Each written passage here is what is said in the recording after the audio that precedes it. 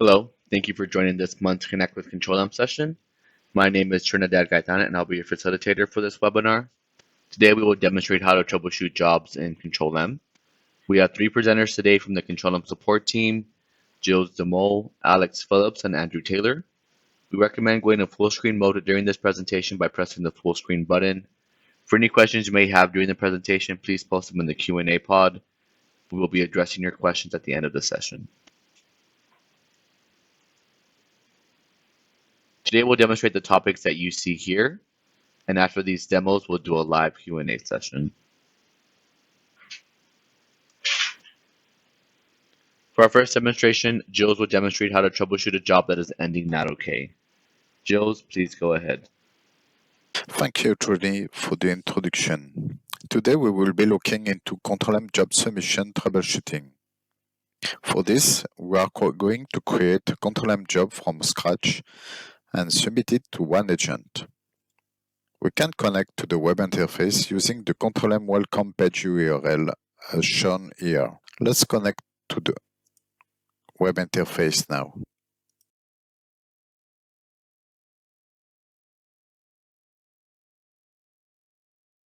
Let's define a simple job that will perform a df-h command against a specific user on a Linux agent. For this, we need to create a new workspace and choose the Control M server name. Let's choose a regular folder. It is a test job, so let's change the order method so the job do not run daily. Select OS job from the drag and drop menu and put it into the folder. Let's give a specific name to the job, as it will be used to check the file system space. Its name will be check fs space. We are going to submit the job to a Linux agent, and we are going to submit the job to a Linux user named user2. We want to submit a command throughout the job, so let's select the job type command. The command to be submitted throughout the job is df-h. We assign a specific application and sub-application name to this job in order to identify it easily in the monitoring domain. We don't set any scheduling prerequisite actions, as the goal here is to test manually the job submission. We scan now the workspace to make sure the data are valid one. The validation is OK. Therefore, we can write the folder definition into the Control M Enterprise Manager and the Control M server.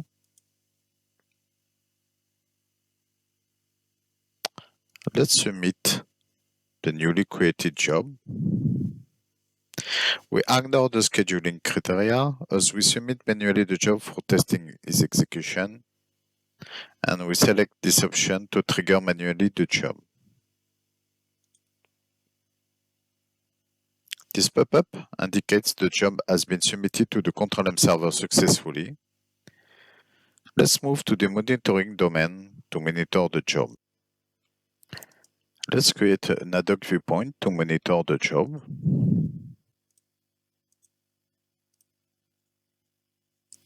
Let's select the job in order to display the job details in the right panel. We can see the job is held.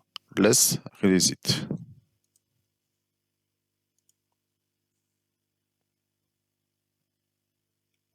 The job ended with not OK status. Let's check why. Let's examine first the job output. It is empty, so it means the job was not submitted at the operating system level. Let's examine the job log. We can see that the job was submitted to the agent. We can see that the agent returns an error. The agent is running in non-root mode and the password for the job run as user2 has not been defined. Use run as user authentication settings to define it. Let's examine the agent settings so we can check if the agent is working in root mode or non-root mode. Let's select the menu Edit Agents. Let's select the agent. Let's select Advanced, Job Submission and Tracking. So here, according to the agent account owner, the agent is working in non-root mode with specific Linux user A9021. So according to the error message, we need to define the password of the job user2. Let's navigate to the Run as User menu, and from this menu, we can define the user and password so the agent is able to submit the jobs against this application user.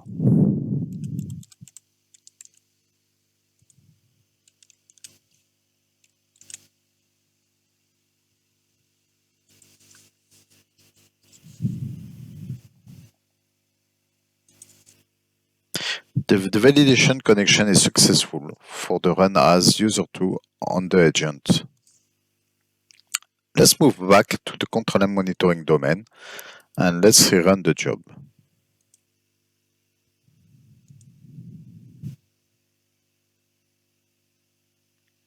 We can see from the control and job log that the job completed fine.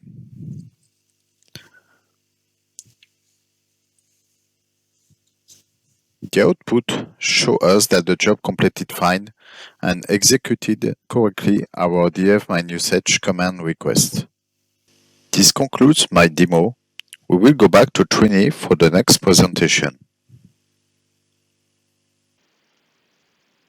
Thank you, Jill, for showing how to troubleshoot a job that is ending not okay.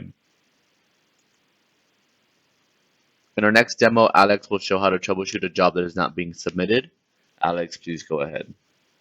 Thank you, Trini, for the introduction. As part of this presentation, I'll be going over some of the steps of troubleshooting a job and showing how to enable log debug and how to locate these job logs within the agent. To enable the debug on the agent, there are a few options. One, you can do through CCM by simply selecting the control server and the agent you want to enable debug. Right-click, Agent Debug,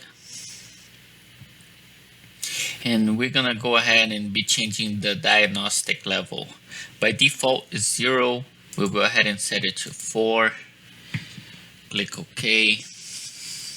At the end of your troubleshooting, you always want to set this back to default, which is 0, so that way it doesn't generate too much logs and you have disk space issues later on. So we'll hit OK.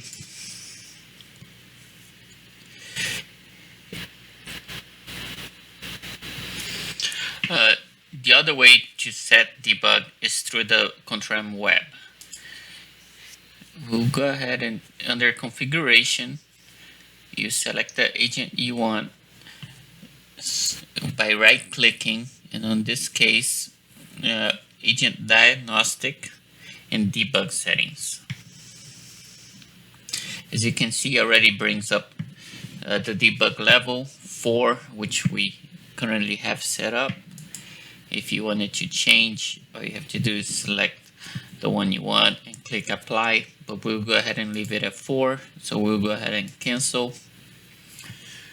And the other way is by logging on to the agent machine itself and running our utility command for agent debug level. If you just run without any options, it will show you the current debug level. If you want it to set to 4, you just put 4, click enter. But as you can see, the current debug level, it's already 4, so there's no update required. So now that we have our debug enabled, let's run our job. So here we just have our regular OS type job with a command and a user. We'll go ahead and order it. If we check in the monitoring, it's currently executing and it finished with a failure. So the first thing we want to do is check the job log itself. So on the job log, it will show you that it failed and due to user environment. And we get a message from the agent sysout and the job ended not okay. Next, a good thing to see is the output. So if we check the job output, we can see they failed to submit the job. It found the empty sysout file. It gives a possible cause of the problem, which is permission denied. So where are these logs located on the agent? If we log into the agent machine and we'll check the home directory and proc log. If we list the content of this directory, you can see the agent log files. And there are multiple log files. Each one stands for something. Like the AM is for the agent monitoring, AT is for the agent tracker, ATW is for the agent tracker worker, AS is for the agent server. But before we jump into the logs, let's make sure our command works outside of Control M. So our job just runs a simple who am I command. As you can see here, it runs fine, but here we're using the Control M agent user. If we switch to the user that we use to run the job and run the same command, it runs just fine. So you can also do this task with your scripts by running outside of Control M and see if you have any issues. So now that we know their command works, let's take a look at the logs. In this case scenario, we'll be taking a look at the AS logs.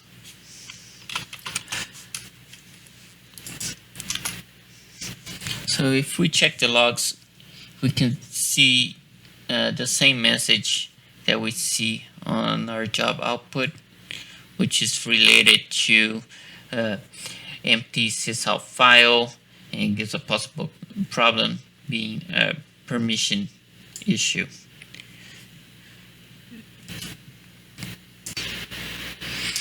So let's go ahead and check these permissions. So if we switch to our user that ran the job and let's go to the sysout directory.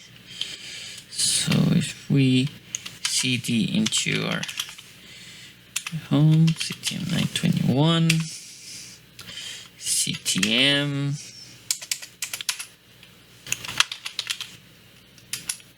as you can see, this user doesn't have permission to the agent home directory. So let's switch back to our Control M user.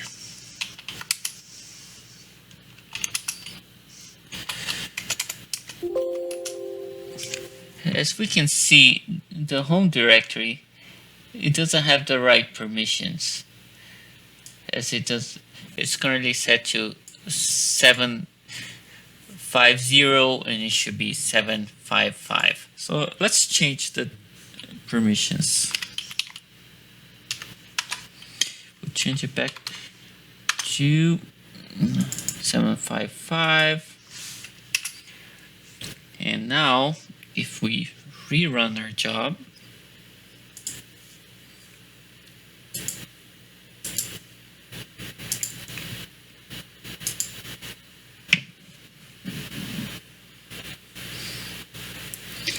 you can see the job ended okay.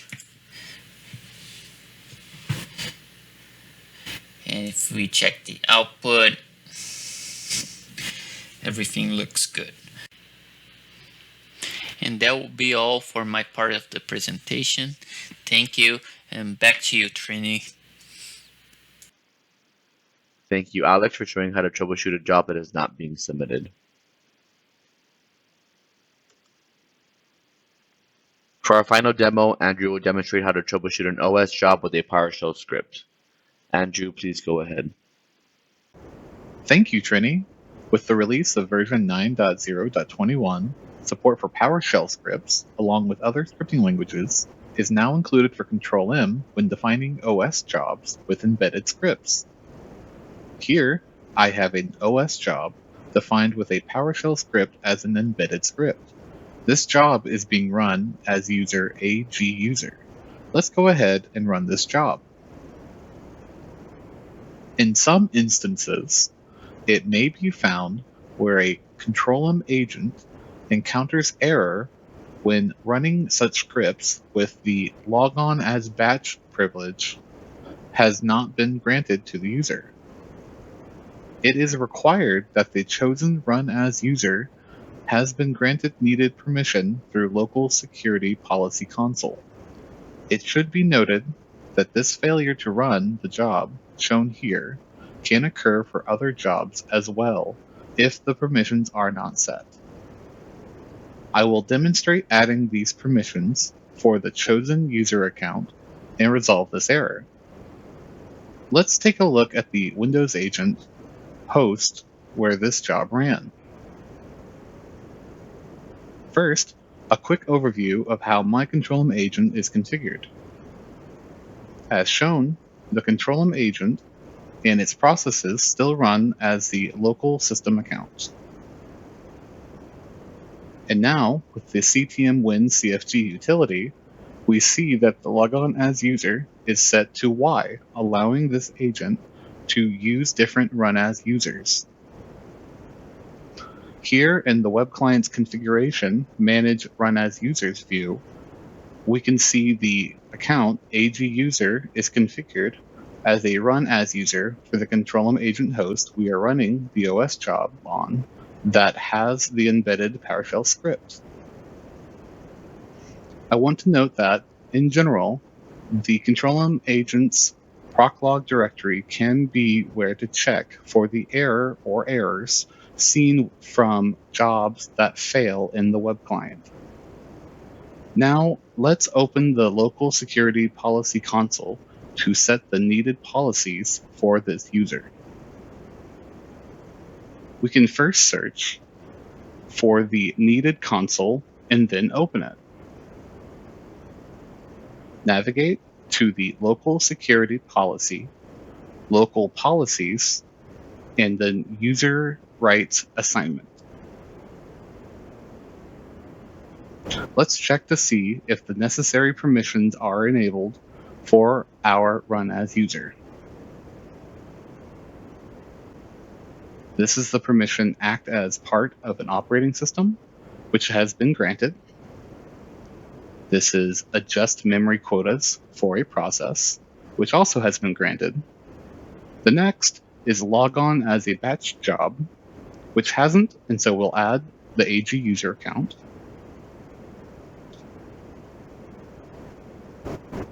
And then fourth is the log on as a service policy, which also has not been granted, and we'll add that account now.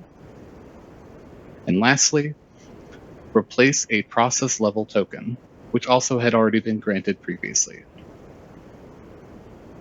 Now that we have ensured all 5 needed policies for this run as user are set, let's go ahead and run our test job again. After making these changes, we now see success when running the configured PowerShell script as an OS job. Here, we can see the job executed successfully, and we can see that the output is showing the expected output after running the PowerShell script and commandlet.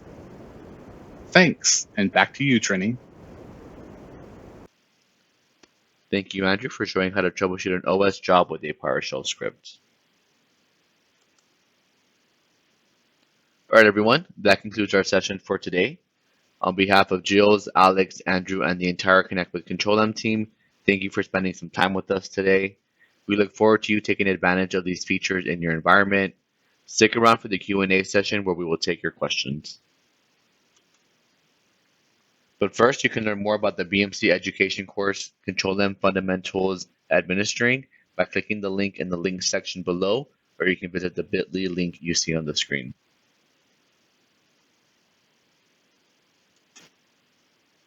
Your feedback shapes our future webinars. We would appreciate if you will take a moment and answer a few questions for us in the survey that you will receive later today. You can find Control M on Facebook, Twitter, LinkedIn, and YouTube. Links for each can be found on the links section below. You can watch previous webinars on the Control M channel on YouTube. Today's webinar will be posted there within a couple of days. Let's kick off the Q&A. As a reminder, you can enter your questions on the Ask a Question section at any time.